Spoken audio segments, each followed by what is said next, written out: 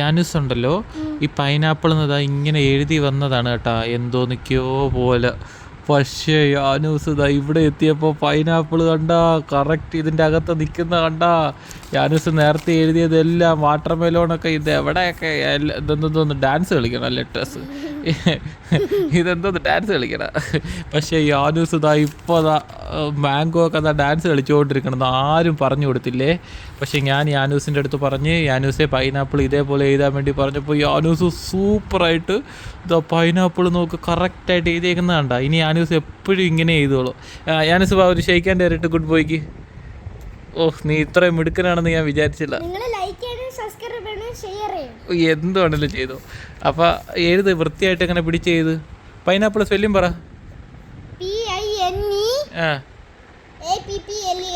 അത്രേ ഉള്ളൂ. യാനൂസ് എല്ലാം പറഞ്ഞാണ് എഴുതുന്നത്, അതാണ് യാനൂസിന് പറ്റുന്നത്. Good boy, super. ഓക്കെ, ശരി. ഏതും കൂടെ എഴുത്, പൈനാപ്പിളും കൂടെ എഴുത്. ഹാൻഡ് റൈറ്റിംഗ് എന്ത് സൂപ്പറാണെന്ന് നോക്കൂ. ഇനി യാനൂസ് എപ്പോഴും ഇത്ര നല്ല വൃത്തിയായിട്ട് എഴുതുള്ളൂ. നാക്കൊന്നും കടിച്ചു വെക്കണ്ട, അങ്ങനെ ശ്രദ്ധിച്ച് എഴുതിയാൽ മതി. അക്ഷരം പറഞ്ഞില്ല. ഓക്കെ.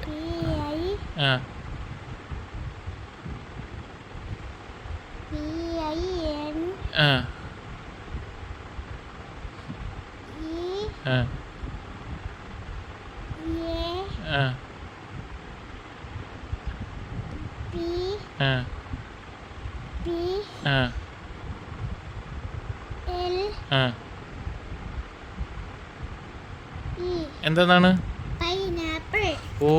നോക്കൂ, ഇത്രയും പൈനാപ്പിൾ എഴുതിയതിൽ ഏറ്റവും അടിപൊളി പൈനാപ്പിൾ ഏതാണെന്ന് നോക്കൂ.